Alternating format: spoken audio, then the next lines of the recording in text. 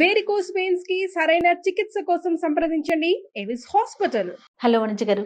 Hello అండి. వనిజ గారు, hair కి సంబంధించి మనం సిరీస్ చేస్తున్నాం. ఎలా జుట్టును మనం ఎలా కాపాడుకోవాలి, ఎలాంటి జాగ్రత్తలు తీసుకోవాలి, ఎలాంటి ప్రాబ్లమ్స్ వస్తాయని కూడా.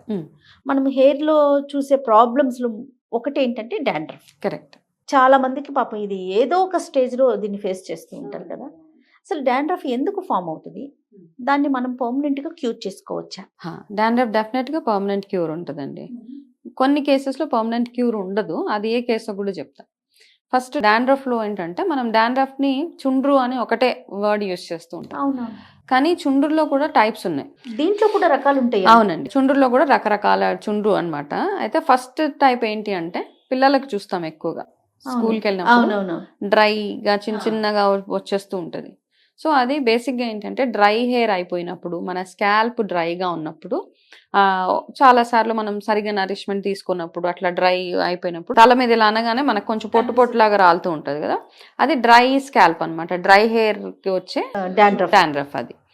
సెకండ్ టైప్ ఏంటంటే ఆయిలీ స్కాల్ప్ ఉండే, ఎక్కువగా నూనె పెట్టేసి మనం అతిగా చెమట పట్టేసి నూనె ఎక్కువ పెట్టేసి తలస్నానం రెగ్యులర్గా చేసుకోకుండా, ఒకవేళ తలస్నానం చేసుకున్నా మనం పైనే తలస్నానం ఈ జుట్టు వరకే జిడ్డు వదిలేసేలాగా చేసుకుంటే ఆ ఆయిల్ చాలా పైలేపు అయిపోయి స్కేలీగా అట్లా పెచ్చులాగా వచ్చేస్తూ ఉంటుంది చుండ్రు. అది సెకండ్ టైప్ ఆఫ్. తలస్నానం చేసినా కూడా ఆరబెట్టుకోరండి. కరెక్ట్. పూర్తిగా డ్రై చేయరు, వెంటనే దాన్ని పోనీ వేసుకోవటము, ఫంగల్ ఇన్ఫెక్షన్ అయిపోతుంది అప్పుడు.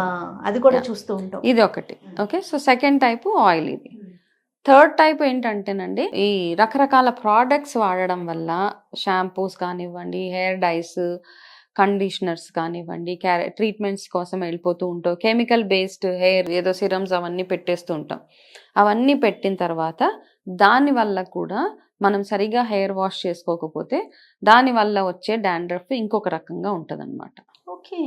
ఫోర్త్ టైప్ ఫంగల్ ఇన్ఫెక్షన్ వల్ల వచ్చేస్తూ ఉంటుంది. ఫంగల్ ఇన్ఫెక్షన్స్ సడన్గా వచ్చేస్తూ ఉంటాయి మన హెల్త్ ఇష్యూస్ వల్ల, దానివల్ల వచ్చేసే ఫంగల్ ఇన్ఫెక్షన్ ఫోర్త్ టైప్.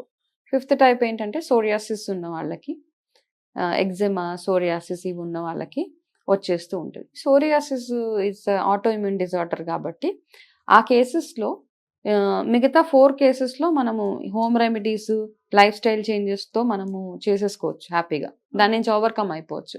ఈ సోరియాసిస్లో కొన్ని హోమ్ రెమెడీస్ ఉంటాయి. లక్కీగా మనకు అది వర్క్ అయింది అనుకోండి, వెల్ అండ్ గుడ్. లేదు అంటే డెఫినెట్గా వాళ్ళు స్కిన్ స్పెషలిస్ట్ దగ్గరికి, వాళ్ళు ఏదైతే డాక్టర్ దగ్గరికి వెళ్తున్నారో ఆ డాక్టర్ దగ్గరికి వెళ్ళి మాత్రం వాళ్ళు వాట్ ఎవర్ మెడికేషన్ ఏదైతే వాడాలో అది వాడాలి. బికాస్ అది కొంచెం ఆటో ఇమ్యూన్ డిజార్డర్ కాబట్టి కాస్త కేర్ఫుల్గా మెడికేషన్ అవి తీసుకుంటూ జాగ్రత్తలు తీసుకుంటే సరిపోతుంది అనమాట. సో డాండ్రఫ్లో ఇన్ని రకాలు ఉన్నాయి. మనకి డాండ్రఫ్ వచ్చినప్పుడు ఎట్లాంటి కేర్ తీసుకుంటే ఏ డాండ్రఫ్ని మనం అడ్రస్ చేయొచ్చు అని చూసుకోవాలి. కానీ ఇన్ని రకాల డాండ్రఫ్స్ ఉన్నాయి అంటే మన స్కాల్ప్ బట్టి డాండ్రఫ్ కూడా మారిపోతూ ఉంటుంది, అంతే కదండి? అవునవును. మన అసలు ఎందుకు ఫామ్ అవుతుంది అంటే మనం కేర్ తీసుకోవటం దాని మీద ఆధారపడి ఉంటుంది. అవునండి, దాని వల్లనే కేర్ తీసుకోకపోయినా. ఇప్పుడు వింటర్ లో చూస్తే పిల్లల్లో ఎక్కువ డాండ్రఫ్ చూస్తుంటాం, చాలా ఎక్కువ డ్రై అయిపోతూ ఉంటది.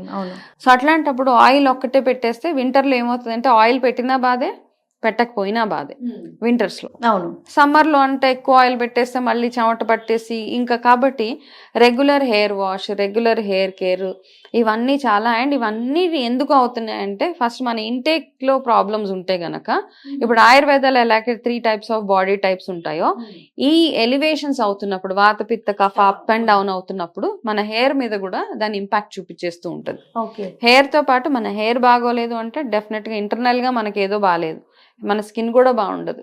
సో ఇలా ఈ కేటగరైజేషన్ చేసుకుంటూ డ్రై స్కాల్ప్ మీద వచ్చే డాండ్రఫ్ కి ఏమేమి వాడితే మనకి ఆ డ్రై స్కాల్ప్ పోతుంది, డాండ్రఫ్ పోతుంది, ఆయిలీ స్కాల్ప్ ఉన్నప్పుడు ఎట్లాంటి ట్రీట్మెంట్స్ చేసుకుంటే ఇంట్లోనే హోమ్ రెమెడీస్ అవన్నీ చేసుకుంటే ఎట్లా మనం దాని నుంచి ఓవర్కమ్ అవ్వచ్చు అని మనం మాట్లాడుకో. ఓకే. అయితే నేను ఇంకొక పాయింట్ విన్నానండి, ఇది మన హార్మోన్ ఇన్బ్యాలెన్స్ అయినప్పుడు అంటే PCOS ఇలాంటి ఇష్యూస్ ఉన్నప్పుడు కూడా డాండ్రఫ్ ఫామ్ అవుతుందా? అవునండి, కరెక్టేనా వనజ గారు?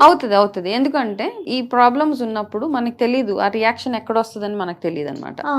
ఓకే, పింపుల్స్ వస్తాయి, కొంతమందికి హెయిర్ లాస్ అయిపోతూ ఉంటది, డ్రై స్కిన్ అయిపోతూ ఉంటది. ఎప్పుడైతే డ్రై స్కిన్ అయిపోతూ ఉంటుందో డెఫినెట్ గా ఆ dry skin will lead to dandruff and other things. ఈ డాండ్రఫ్ వల్ల ఏమవుతుందంటే అది ఫేస్ మీద కానీ వెనకాల వీపు మీద. వీపు మీద కానీ ఆ. పింపుల్స్ ఫామ్ అయిపోతూ అవునండి, అది ఉంటాయి. పడుతూ ఉంటది కదా. అది సో ఈ పడినప్పుడు. డాండ్రఫ్ ఉన్న వాళ్ళు ఫస్ట్ థింగ్ రోజు వాళ్ళ తలగడ చేంజ్ చేసుకోవాలి.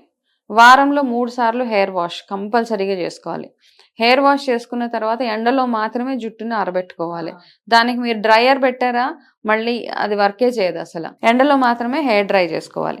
దాని తర్వాత నేను ఇంతకు ముందు ఒకసారి మాట్లాడుకున్నాం, మనం హెయిర్ని చక్కగా మనం ఒంటికి ఎలాగైతే నలుగు పెడతామో స్కాల్ప్ కూడా మీరు ఆమ్లా లేకపోతే వేప ఈ పౌడర్స్ తోటి చక్కగా మసాజ్ చేసేసుకోవచ్చు, లేకపోతే అవి అప్లై చేసుకోవచ్చు. కాకపోతే స్కాల్ప్ని రుద్దాల్సి వస్తుంది, కొంచెం మసాజ్ అవసరం అనమాట. ఆహా.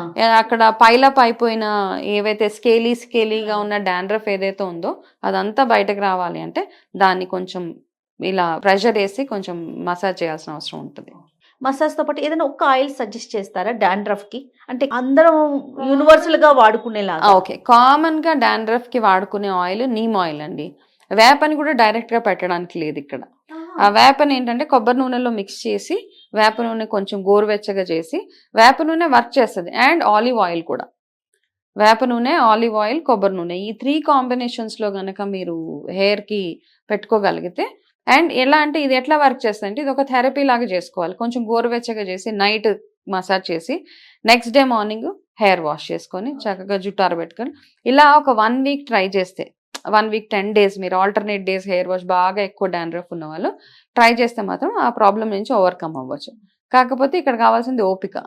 ఎందుకు ఓపిక అంటే ఎండలో కూర్చోవాలి అండ్ తల ఆరబెట్టుకోవాలి. అలా తడిగా అటు ఇటు వెళ్ళిపోతే పని చేయదు. కరెక్ట్ గా హెయిర్ వాష్ చేయాలి. ఎస్, కానీ మీరు అన్నట్లుగా టైప్స్ ఉన్నాయి కదా, ఒక్కొక్క టైప్ కి ఒక్కొక్క మెథడ్, బట్ యూనివర్సల్ గా చెప్పారు. అవును, టైప్స్ వైజ్ గా కూడా మళ్ళీ మాట్లాడుకుందాం. డెఫినెట్ గా అండి. థ్యాంక్ యూ మంచిగా. నమస్తే అండి.